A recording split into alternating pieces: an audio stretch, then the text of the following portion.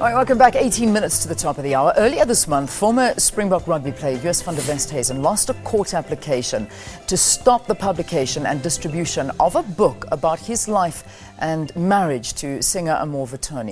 The book Joost and Amor, Behind the Headlines, written by Gavin Prins, tells the story behind the story of one of South Africa's most famous couples through Gavin's eyes.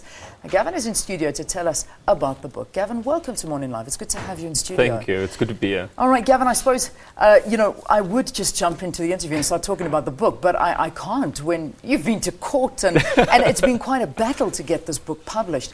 Just, tell us what went wrong, because you claim all along that this has been a book that was endorsed by Amor and helped and Joost and everything was fine, and then suddenly things went wrong. Yeah, that it boggled me as well, because 2 weeks before all the court papers were instituted and stuff like that, Joost and I had a meeting at his house, where we spoke again about the book, and they've known for a while, and that's what we argued in court, is that they've known for a long time. They've known for almost a year now. Yeah. But if I can tell you that if I knew that it was going to create this big storm in South Africa, I would have thought twice about the project. It is meant to be fun. The book is dedicated to Joost and his life, and I thank him for his legacy. I've been a journalist for 14 years. I would not be stupid and dedicate a book to a person that I'm going to slate and, appear to look bad in the public eye. Yeah, but there are stories in the book that sort of don't paint him as a nice guy. You don't sort of walk away from the book and saying, "Oh my gosh, what a guy! This is an awesome guy." I mean, there's stories in there where you look and you think, "Oh wow, okay, is that what he really did?" Yeah, but you see, the thing is, if you're going to do a story on Joost and Amor's life, do it properly or don't do it. Because that has been part of his journey and our journey together. It's not like the first time I spoke to them and told them about the book, I said it's about the good and the not so good. And I mean, there were times in our when we were caring together, whatever, where we wanted to throttle each other because of either I wrote something or did something or that they said something and stuff like that.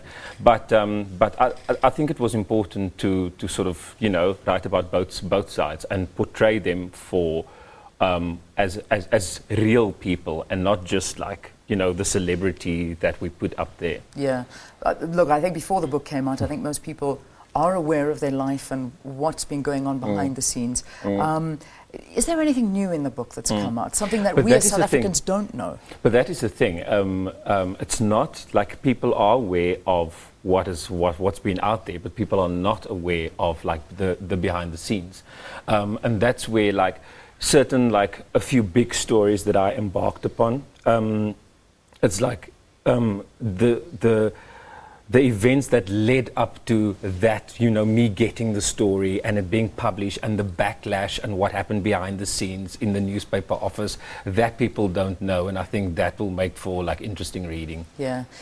The fact that Joost is not a well man and that he's very, very sick at this point, did it stop you in any way? Did you think twice and say, well, maybe I shouldn't do this. Maybe I should respect the friendship that we did have and say, look, let me put this on hold. Or did you say, look, this is the way it is, and I am going to release this book no matter what happens? We were, and when I say we, it's me and the publishers, because the publishers ultimately, they decide and have plans in place as to when it's going to release. But the plan was always to release the book in October of 2013. So it was never... I wouldn't say that we were we didn't put that into consideration. Obviously, it was part of our discussions, but it was always this date. So when we thought and made the decision in terms of this is going to be the publication date, and this is when we're going to release it.